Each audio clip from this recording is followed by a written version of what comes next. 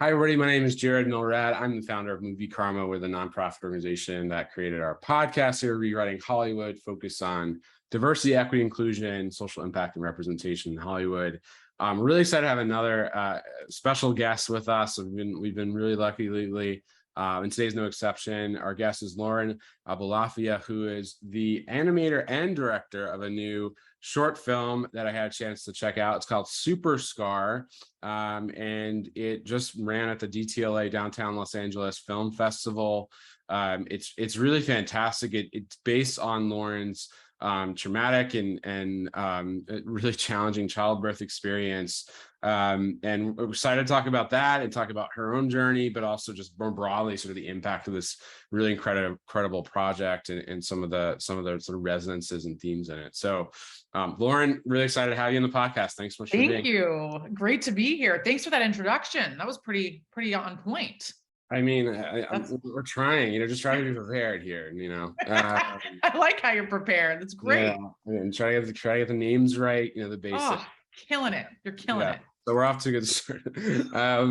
Let's talk about this. But let's talk about your journey first, because we're always interested in that. We're all storytellers here. So let's talk about a little bit of your story, which obviously is wrapped up closely with the film. But yes, tell us first, like, how did you find your way into animating, directing? Like, how did you find your way into this sort of career, if you will? Because I know that you've taken some different paths. You have honors and degree in arts at University of Washington.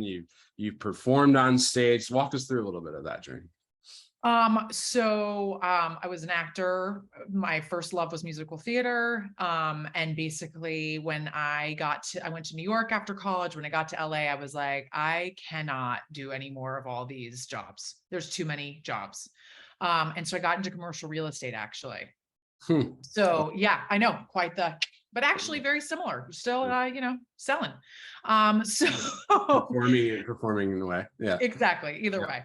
So, but when I had my first baby, that's when things kind of took a turn. At 30 weeks, I had abdominal hemorrhaging that led to an emergency surgery, exploratory surgery, that led to an emergency C-section, that led to 2 months in the NICU, where my son got a hospital-borne infection and almost died. So I would tell that story to mommy me support groups, and they would all be like, in shock that this happened. And I would say, oh no, that was my exact birth plan. So basically through humor, I started healing and started to see that this story was impactful for me. And also, was the only way I was going to heal is through humor. And then my husband had the idea of animating it, which I thought was actually insane. Yeah. So I really did. I don't know, animating a birth story, it just didn't, but it's like now as I've done it and been through it, I'm like, this makes perfect sense. Like, this is how you have an arm's length at something that's so hard, and you get to find the joy. And so that's how I basically decided to animate it.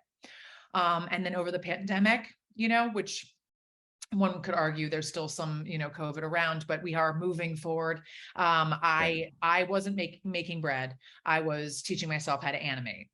Wow. And so I got kind of obsessed with it. It became like this real passion. I also really enjoyed it because you're in control, as much as one can be in control, because actually the short is a lot about the illusion of control, but there is a lot that is dependent on you. Like, you're like, time to get going, you're running the show.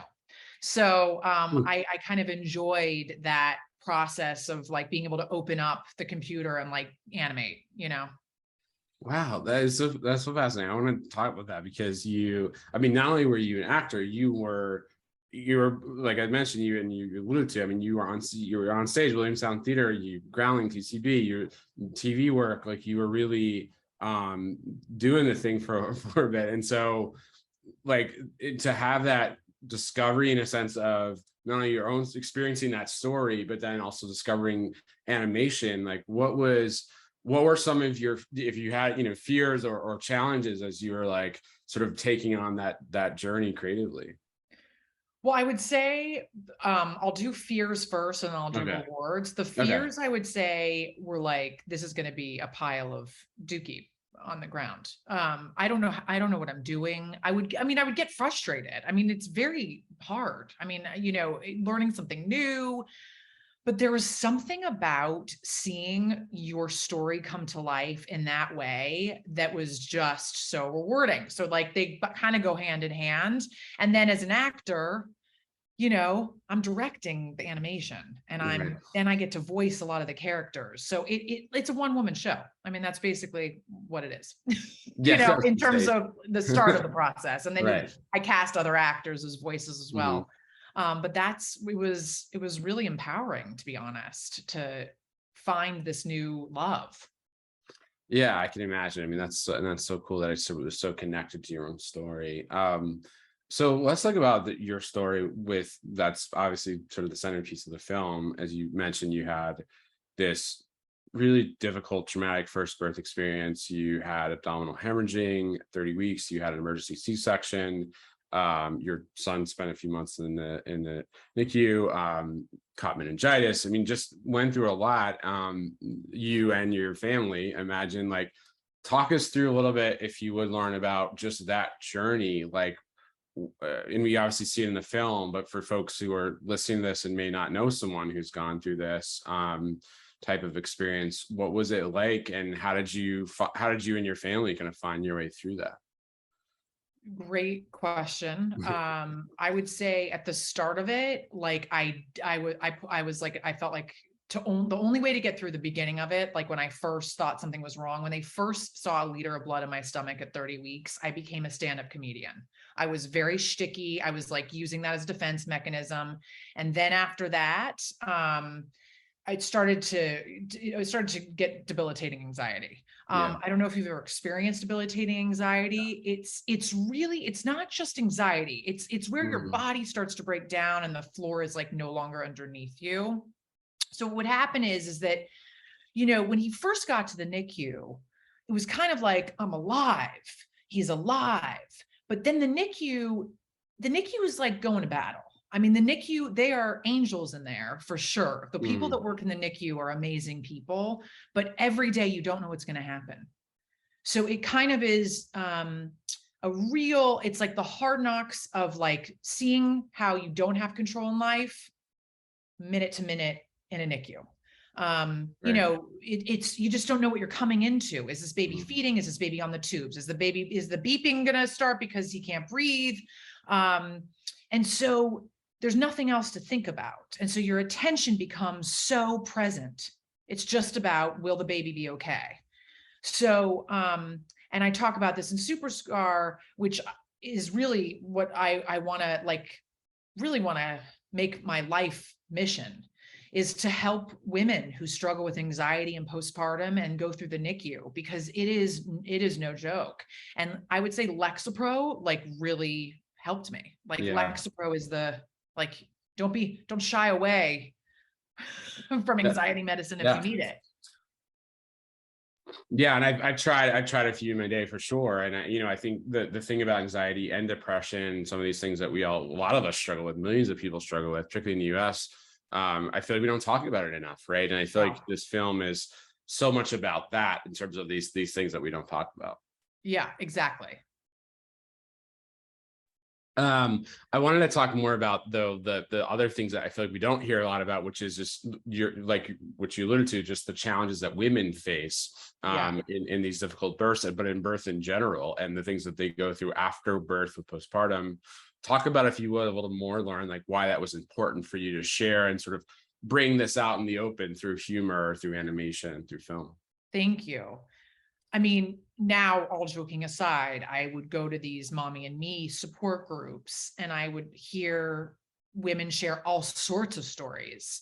Ones that were like, I was feeling the river and the baby just came out of my womb, pop, to like, this is not what I expected. This was traumatic. This is not like the movies. This is not romantic comedy. And then to postpartum of, this is the most delightful little creature in front of me. I feel so sad. So I don't feel connected.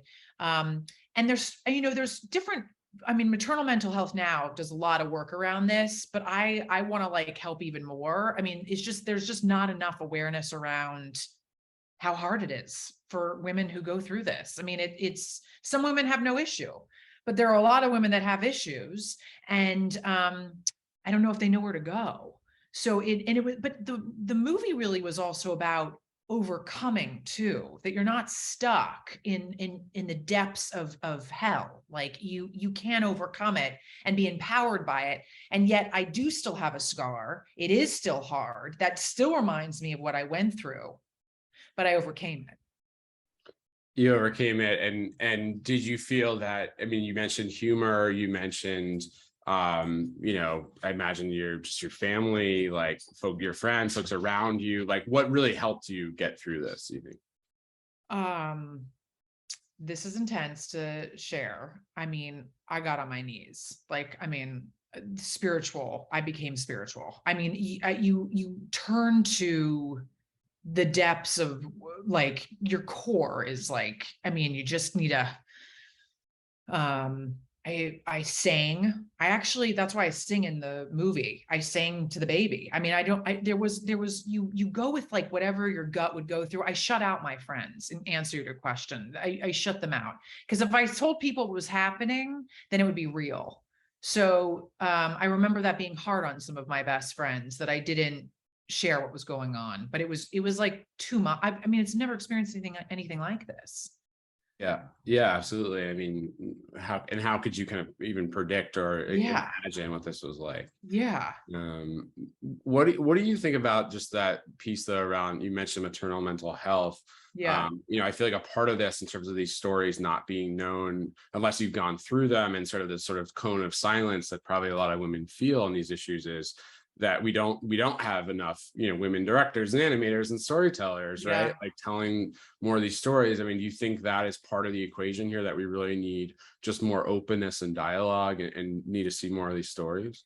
Yeah, which is why I wanted to do this, you know, tell this story, and why I want to like continue telling it in a series format, because I think that there's a way of seeing it where I think it's actually in some ways really intense to hear that your mom went through hard times. Like it kind of erases this kind of, it's all beautiful and it was the best day. And so if you kind of take that away, if you take the veil down, then you're left with like, oh, maybe there were some struggles. But my point with the humor and the animation is the struggle can also be okay. Like that is life. Like it's okay. So that's, I mean, maternal mental health now, I feel that if there were more of a medium where people could see themselves in different ways and then know where to connect for support, I think it would all connect together. If they could see, you know, it on TV and then know where to go later. Yeah, absolutely. I mean, are there places that, beyond just seeing obviously stories, but are there places that you found? I mean, it sounds like you found support groups and places where you can go. What are some of those resources that folks maybe don't know about? Maternal mental health now is amazing. Hand to Hold is amazing for NICU moms. Life After Birth is amazing for any mom, whether it was a beautiful, whether or not. It's just an amazing support group for moms, like real talk motherhood. My friend Molly Normand leads that group, and it's amazing. And yeah, I would say those. And I would say, you know what also is kind of amazing, and I'm proud of her for it, is Amy Schumer's documentary. The woman threw up every day. Yeah. Like I don't know if people know that actually happens. Like, you know, I don't think they do. Yeah. I don't think they do. Yeah. So I really love that she did that. And you know, there's a lot of mamas out there. You know, Ali Wong's doing it. She's doing stand-up about the real talk about it too, you know? So it's starting to like happen even more. I mean, mine is obviously a little darker with the NICU, but I think it's starting to happen more. Yeah, I mean, it seems also just there's sort of these cross currents, right? In terms of that starting to happen, the Amy Schumer's little, you know, many others sort of sharing these stories of the real journey of pregnancy. At the same time, we're seeing obviously a you know, the clutches kind of government, of the far right, if you will, like, you know, putting down, controlling women, I mean, for lack of a better word, and sort of pushing for and winning, obviously, many states forced pregnancy and forced birth. Like, what are your thoughts on just sort of these cross currents that we're seeing right now in the society of women saying like, hey, these are the real experiences we have, these are the rights we need, and then there's sort of this like pushback of actually you don't kind of need any rights in a sense. Devastating. Because I think in a lot of this piece particularly, I think you can make it very simple, and just say women's body, women's rights. But the nuances, I think, are also really forgotten. You're forgetting like literally lists of women that have circumstances that give them no choice. And to take that away from them is horrific. Right. I mean, just the amount of times that pregnancies end in trauma, or are not successful, so forth and so on, or those tough decisions women unbelievable. Right. Yeah. And you also, I think, raise a great point in the film around your scar, and like decision to keep it, essentially, not to spoil but too much, but I just thought that was she keeps it, everyone. She keeps it. But I just thought that was so like impactful. Like, if you could talk about just that decision and just even just like the physical, the importance of sort of like saying, hey, this is my story and I actually overcame it, and it's like a kind of I feel like almost a superhero, super scar lens here, as opposed to this is something I should be ashamed of. Right. I mean, there is that moment at Equinox West Hollywood, where I did first hide it, and then really felt like it's a badge. And I did vocalize in Equinox West Hollywood, I am a warrior, out loud, because I was just like, I have to stop caring. Like, you literally are alive, so it's like this symbol of life. Like, you're both alive, not just me, the kid too. So it just brings, I think that film like started off of a piece that I performed a lot. So it's interesting then to animate it, but it really started off as like, kind of how stuck I was in like, just stuff that really is not as important as then what I went through. So the badge, the scar, is a reminder. Yeah, beautifully said. A reminder of all of it and of life itself. I wonder, in terms of like where you think this project takes you. Do you now, having animated and directed, like sort of discovering all these new creative sides of yourself, like where do you want to go next in terms of the types of projects you want to work on? Yeah, well, I'm working on a series of it, and the deck is pretty much almost done. I really want an animated series that shows, without giving too much away, but like that, not just my story. I mean, it would be many stories, but also funny. I want like the aspects of Big Mouth. Like, Big Mouth is for puberty. I want to show for motherhood. That zany, that funny, but also real. I mean, that stuff those kids go through, whether the penis is talking or not. I mean, it's real, the insecurities, and it's real what moms go through, and also can be really funny. So I really want the series. Yeah. Animated. I love that. Yeah. And there's so much you can do, obviously, within that's it. Yes. Without animation, these stories are really intense, because then it's really graphic. B, it's a lot of it is the way the mother remembers it. So to be more abstract with it and more playful in an animated form is much better format for it, I think. I mean, yeah. No, I think so too. It just creates a levity too that you can, and also just so many folks love animation. I mean, rightfully so, just love watching, and it sort of allows us to get into this new world. And like obsessed. I might be obsessed. Yeah. Okay. Yeah, I might be. But when you find something later in life that you're like, it just surprises you. It surprised me. Yeah, you're like, I had no idea. Never. Yeah. Ever. That's incredible. She's never too late. Really, yeah, exactly. I mean, yeah. So let's then talk in these last few minutes, if you would, about like just more broadly, we talked at the top about, just being a female director, an animator. There's not enough, I would argue, inclusion or equity in some of those pieces, particularly behind the camera, but also in front. Yeah. So what is your sense on recent attempts, or lack thereof, by the industry to make particularly these opportunities for women and other underrepresented groups more inclusive? Well, I really appreciate your podcast. Oh, thanks. Because this, you're doing it.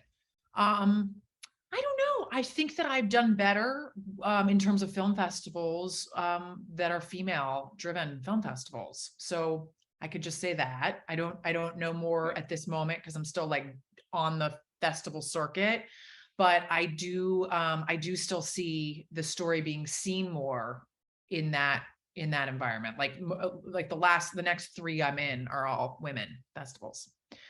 So women driven. Yeah. Which I think is important, but I'd love it if it, was another one that was all not just female driven. So not just niche, and also had, men exactly, and others like saying this is an important story. Right. Yeah. So, but we'll see. I mean, I think that also when the festival is done and, you heard that I want to do the series, really though, with this short, I want it also to be like a vehicle for like different foundations to use and to have. Cause I think that, the NICU is a very specific place that a lot of people go through and, it could be helpful. Immensely helpful. Yeah. I mean, it's a place that, again, if folks experience, some people experience, many others don't. And Yeah. I mean, it's NICU Awareness Month. I mean, there's actually a month for it. This is the last day of it. So we better hurry up. Perfect to meet on September 30th, NICU Awareness Month. Yeah. Well, folks are hearing this after the month, but it's still important. Exactly. I had a feeling as I said that'll probably be the case. But hey, we'll send it for exactly. I guess my last question to you, Lauren, is just around, what changes would you like to see in the industry to have more broadly, just more socially impactful stories like this, which we're all for, and also just more opportunities for people to tell their own stories, because that's, I think, what you've done here so beautifully is you really sort of you've taken ownership of your story and shared it. I think all I can say is in terms of myself, because that's all we can control, right? I think what I'm going to do, I think I'm going to lead groups to help other women tell their story so that they can workshop their stories and maybe not animate them. We all don't need to animate. I mean, it's a lot of work, but at least have a space. And I'm going to do it through maternal mental health now, so that if you want to work through your story and gradually process it, that there's a space to do that. So that's how I want to help give voices to women, and then see what art comes of it. And I hope that stories like this that are about this kind of the stigma of, anxiety medication, postpartum, traumatic births can be more visible in our, society of TV and film. Yeah, that would be amazing. And I think just the ability to have more people tell their own story and to empower folks to give them space is so important. So. Yeah, it is really empowering. Yeah. I love that. Okay, well, this was amazing, Lauren. It was great having you on again. The product is Super Scar. I hope folks will check it out. Lauren, thank you so much for being on the podcast. Thank you for having me.